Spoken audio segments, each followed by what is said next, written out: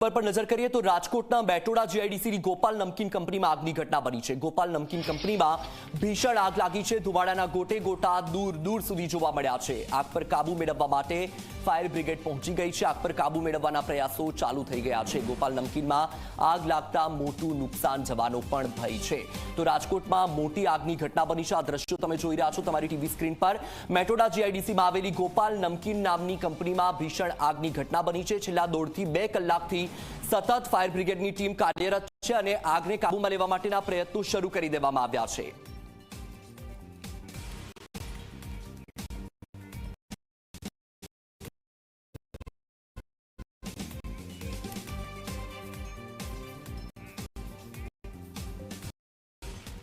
રાજકોટમાં આગની ઘટના બની છે। છેલ્લા 1.5 થી 2 કલાકનો સમયગાળો થઈ ગયો। કોલ જાહેર કરી દેવામાં આવ્યો છે। ફાયર બ્રિગેડની ટીમ સતત કાર્યરત છે।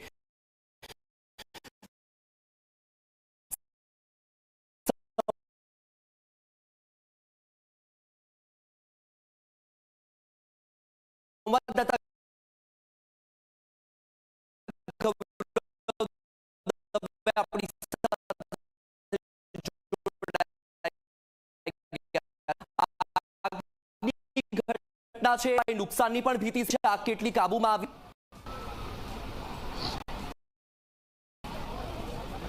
વત્સલ, છેલ્લા 3 કલાકથી આગને કાબૂમાં મેળવવાના પ્રયાસો છે તે ફાયર બ્રિગેડની ટીમ દ્વારા કરવામાં આવે છે। ખૂબ જ પ્રખ્યાત કંપની છે। આ પ્રખ્યાત કંપનીની અંદર અંદાજિત 300 થી લઈ અને 500 સુધીના જે કર્મચારીઓ છે તે આજે કામ પર આવ્યા હતા। બપોરે અચાનક જ ધુમાડો છે તે ગોટે ગોટા જોયા, તેને કારણે તમામ જે કર્મચારીઓ હતા કે તેઓ અત્યારે કર્મચારી જે કંપની બહાર છે તે દોડી ગયા હતા અને તેને કારણે તેમનો આબાદ બચાવ છે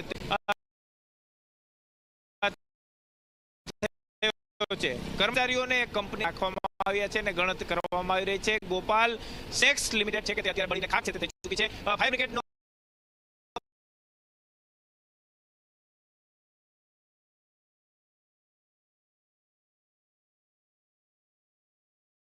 બ્રિગેડ કોલ છે તે જાહેર કરવામાં આવ્યો છે। દળ પહોંચી ચૂક્યા છે। રાજકોટ મહાનગરપાલિકાના 3 જેટલા ફાયર ફાઈટર છે તે અત્યારે ઘટના સ્થળે આવી અને આગ પર કાબુ મેળવવાના પ્રયાસો છે તે હાથ ધરી રહ્યા છે। એટલું જ નહીં, મેટોડા જીઆઈડીસી નું જે ફાયર બ્રિગેડનું આખું જે મહેકમ છે, સાથે જ ફાયર બ્રિગેડની ગાડીઓ છે, એટલું જ નહીં સાથે સાથે ગોપાલ સ્નેક્સના જે ટેન્કરો હતા તે પણ પાણીથી ભરી અને આગ પર કાબુ મેળવવા માટે થઈને સતત જે ટેન્કરના ફેરા છે તે મારવામાં આવી રહ્યા છે। મેજર કોલ જે રીતના જાહેર કરવામાં આવ્યો અને જે મેટોડા જીઆઈડીસીના પ્રમુખ નરેન્દ્રસિંહ જાડેજા છે કે તેઓ પણ અહીં પહોંચ્યા હતા અને તેમને નિવેદન આપ્યું હતું કે કંપનીના જે તમામ કર્મચારીઓ છે કે તેમને રેસ્ક્યુ છે તે કરી દેવામાં આવ્યા હતા। તમામ કર્મચારીઓની ગણતરી છે તે કરવામાં આવી રહી છે। ફાયર સેફટીના સાધનો આ કંપનીમાં હોવા છતાં પણ આગે વિકરાળ સ્વરૂપ છે તે ધારણ કરી લીધું હતું। 2 વાગ્યાથી આગ છે તે સતત જે વિકરાળ સ્વરૂપ છે તે ધારણ કરતી જોવા મળતી હતી। એક બાદ એક જે તમામ 5 માળની જે બિલ્ડિંગ હતી તેના કાચ છે તે એક બાદ એક ફૂટતા હતા અને ધડાધડ અવાજ છે તે આવતા હતા। અંદાજિત 3 થી 4 કિલોમીટર દૂરથી આગ જે ધુમાડાના ગોટે ગોટા છે જોવા મળતા હતા। ગોપાલ સ્નેક કંપનીમાં ફ્રેમ્સ છે તે બનાવવામાં આવતા હતા અને તેને કારણે જે આ વિકરાળ સ્વરૂપ છે તે આગે ધારણ છે તે કર્યું હતું।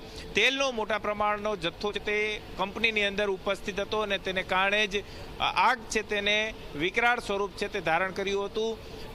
તેની પાછળની વાત કરવામાં આવે તો ક્યાંક જે તેલનો જથ્થો હતો અને તેલના જથ્થા પર જે રીતના ફાયર બ્રિગેડ દ્વારા પાણી છે તે નાખવામાં આવતું હતું ને તેને કારણે જ આગ છે તે સતત જે કહી શકાય કે ભીષણ આગ છે તે થતી હતી। બુધવાર હોવાને કારણે જીઆઈડીસી આસપાસના જે કારખાના હતા તે ખાલી હતા। ગોપાલ સ્નેક્સ છે કે તે 24 કલાક ચાલુ રહેતી કંપની છે। તેની અંદર પણ આજે બુધવારની રજા હોવાને કારણે અનેક કર્મચારીઓ છે તે રજા પર હતા। જો આજે બુધવાર ન હોત તો ક્યાંક જે કર્મચારીઓ છે તે ખૂબ જ મોટી સંખ્યાની અંદર હાજર હોત અને મોટી જાનહાનિ છે તે થવાની ભીતિ પણ ક્યાંક જોવા મળતી હતી। ગોપાલ સ્નેક્સનું જે વેર હાઉસ પાછળના ભાગે આવેલું છે ને તેની અંદર મોટા પ્રમાણમાં સ્ટોક છે તે રાખવામાં આવ્યો હતો અને તેની અંદર જ આગ લાગી હતી અને ત્યાર પછી ધુમાડાના ગોટે ગોટા આવતા જ જે કર્મચારીઓ છે તે એક બાદ એક દોડીને બહાર છે તે નીકળી ગયા હતા અને તેને કારણે કર્મચારીઓનો આબાદ બચાવ છે તે થયો છે।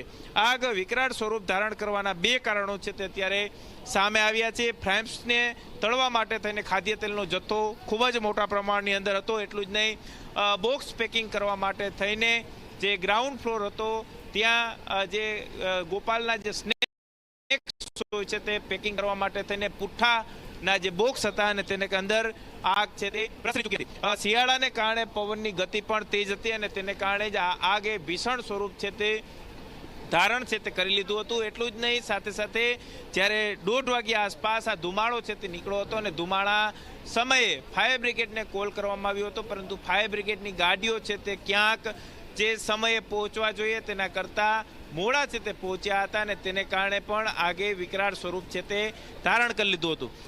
પ્રાથમિક તપાસની અંદર એવું સામે આવી રહ્યું છે કે જે વેરહાઉસ હતું, વેરહાઉસની અંદર શોર્ટ સર્કિટ થવાને કારણે આગ છે તે લાગી હતી અને ત્યાર પછી એક બાદ એક ડિપાર્ટમેન્ટ હતા તેની અંદર આગે ભીષણ સ્વરૂપ છે તે ધારણ કરી લીધું અને તેને કારણે આગે વિકરાળ સ્વરૂપ છે તે ધારણ કરી લીધું હતું. કેમેરા પર્સન ઉદયને કહીશ કે આપને ઉપરના દ્રશ્યો બતાવવાનો પ્રયાસ કરે કે હજુ પણ ધુમાડાના ખૂબ જ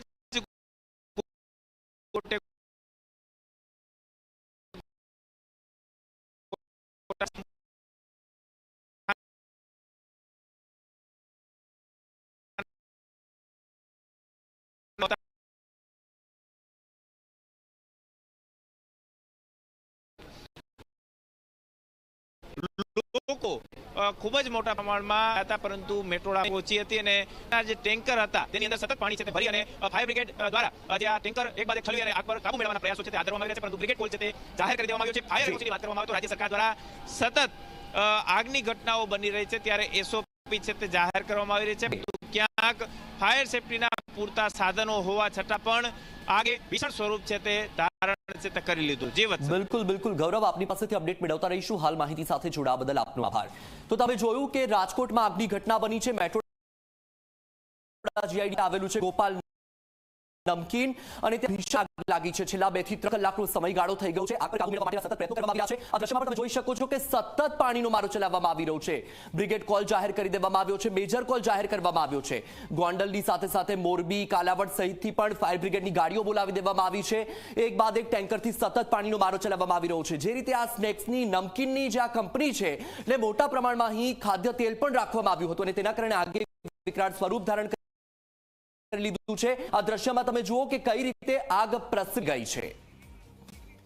તો સતત એક તરફ આગની ઘટના પર કાબુ મેળવવાનો